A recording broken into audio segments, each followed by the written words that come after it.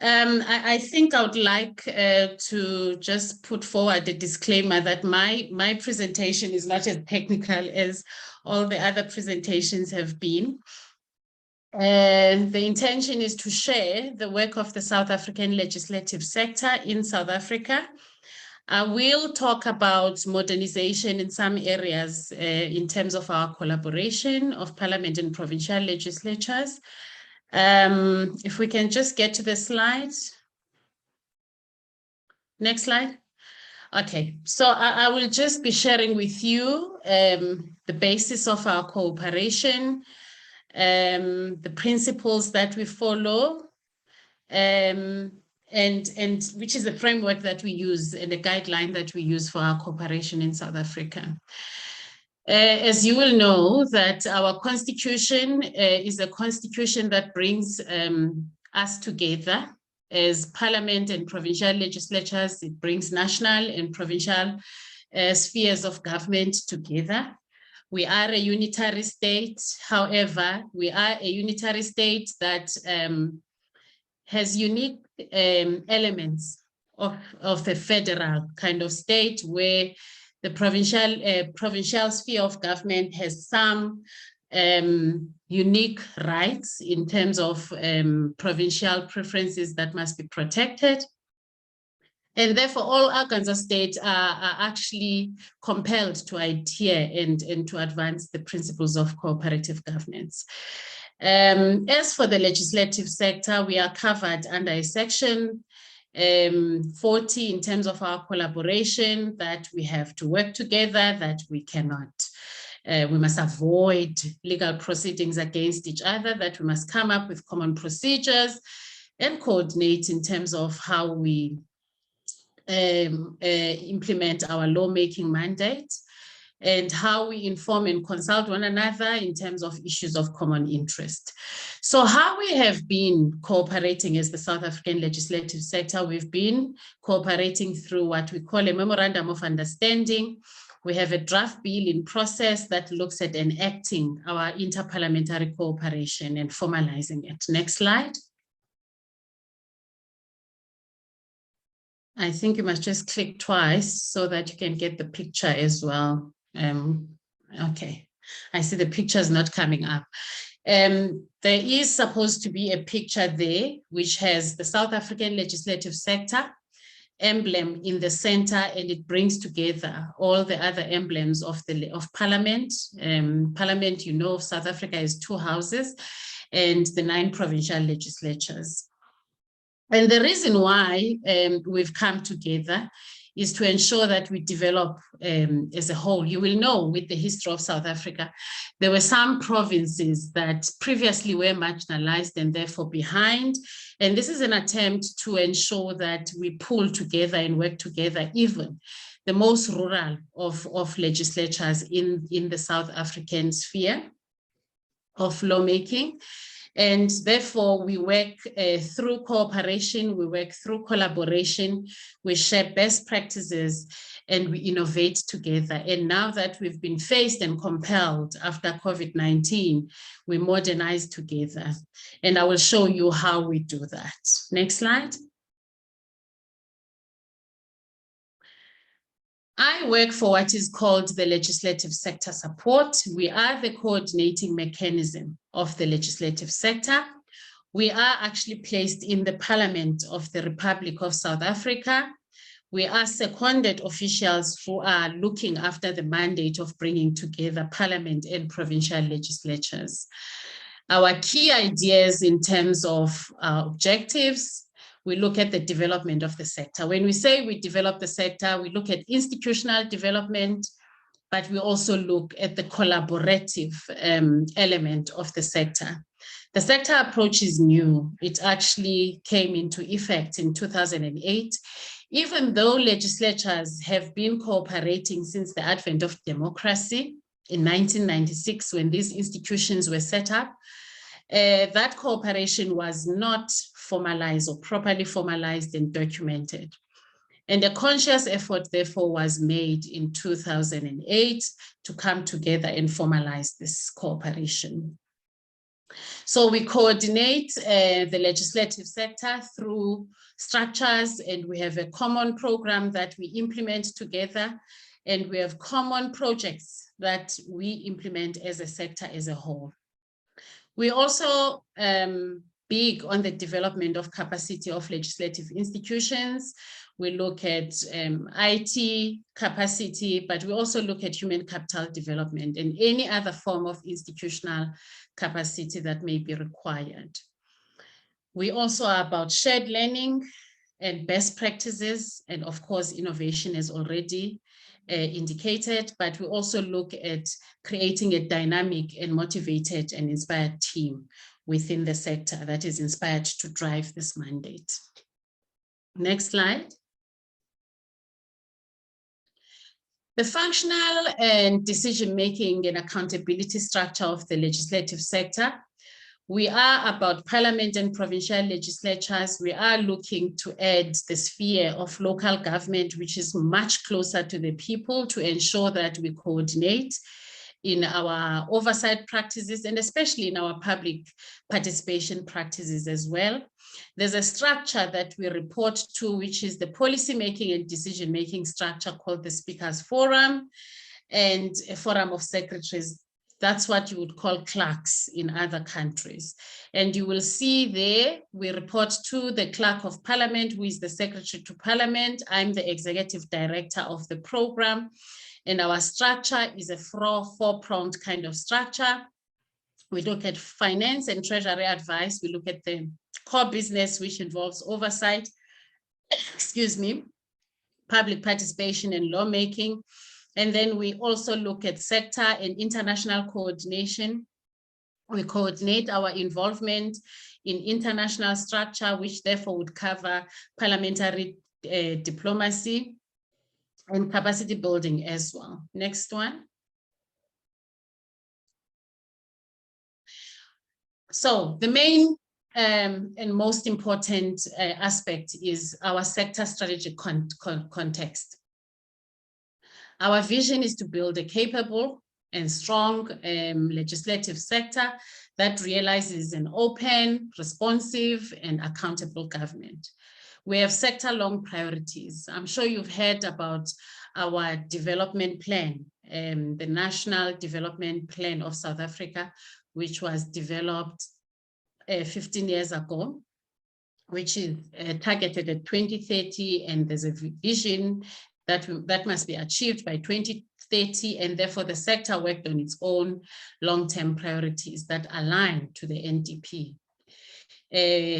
I will not repeat that, but I think for the sake of this presentation, I will also mention, because we're talking modernization, that we're also looking at innovation as one of our sector long-term priorities in terms of the digitization of our work within the sector. And we've been compelled after COVID, therefore, to operate differently. Next slide. I will not repeat that. Let's move on to the next one. Next slide. Okay, in terms of, no, previous one, please. Okay, the key achievements, and I think this is where I'm going to be talking a lot about our work. The key achievements in terms of how we've developed common norms and standards to ensure that we speak with one voice. As you will know, that South Africa is a developing country, and it's very focused on public involvement, which is a constitutional requirement. We don't just look at public participation, but our constitution says there must be involvement. And therefore, how do you then ensure involvement, especially with constituents like South African constituents that are so diverse in terms of their literacy, in terms of their capabilities. And therefore, we had to come up with what we call a strategic public participation strategic framework.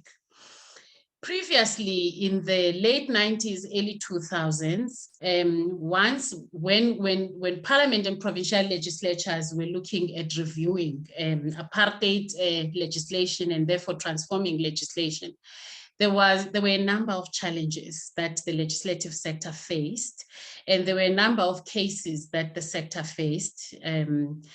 And when we hear about the matters of abortion faced by the US today, we face that in South Africa in the early years of our democracy, and there were a lot of challenges at the time.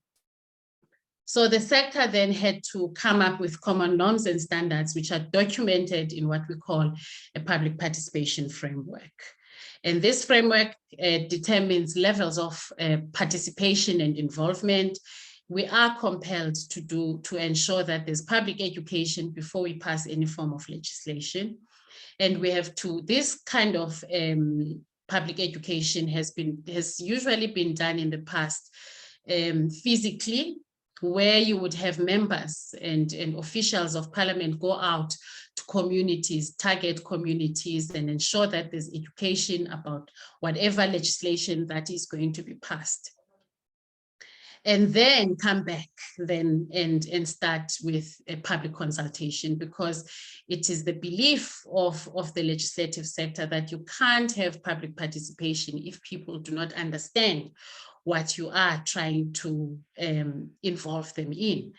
And therefore, we've had to adapt the techniques in terms of public involvement.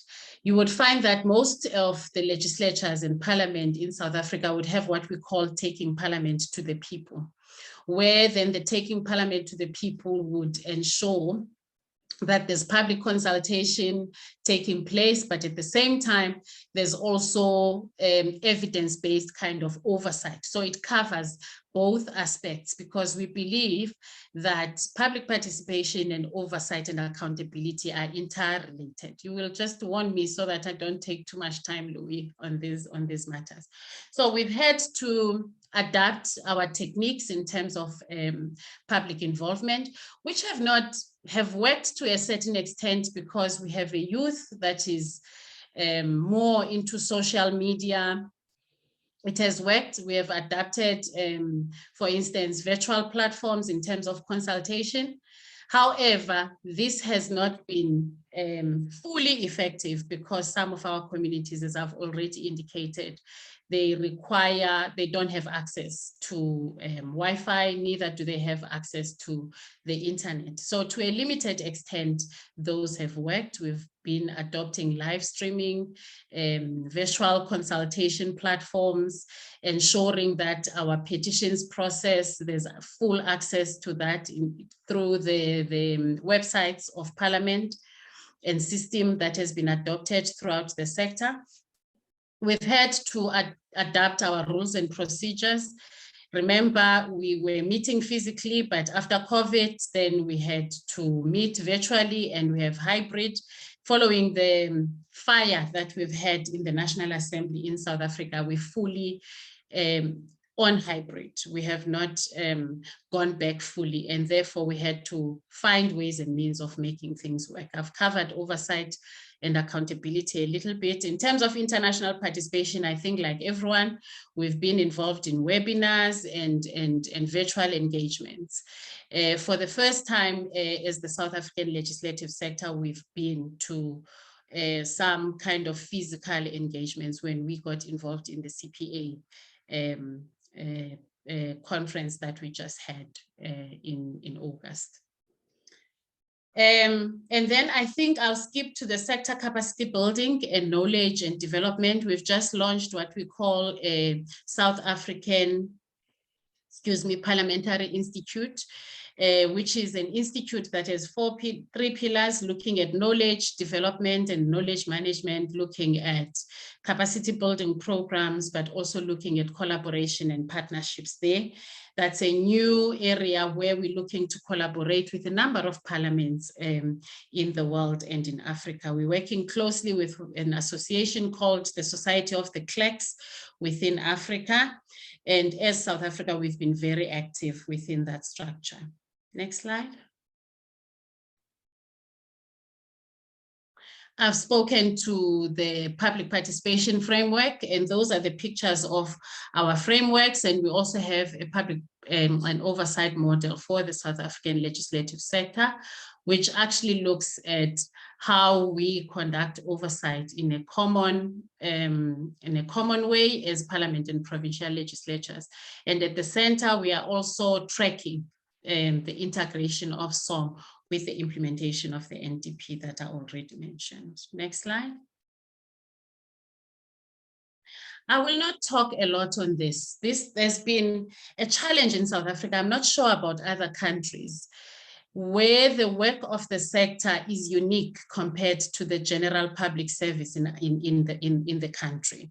Universities tend to focus on the work of the executive, and to a certain extent in South Africa, we've been struggling to look at studies or work or data that has been developed and documented on the practices of the South African legislative sector. As a result, we've developed our own work with our members and officials. Those are some of the modules that we have in place that looks at rules, practice, and procedures in the House, committee procedures, oversight and accountability, public participation, and international relations and protocol. We've also developed guidelines in the next slide. We've also developed guidelines for members so that members can have an understanding of what are the expectations from them in terms of lawmaking, in terms of oversight and public participation, as it is interrelated there, and in parliamentary diplomacy and protocol. I think I'm going to end there. I will not get to the detail of the kind of activities and projects that we have in the next slide, but you can have a look at that presentation. I mean, there's more information in terms of the kind of activities that we get involved in. I'm going to stop right there. Thank you, Louis.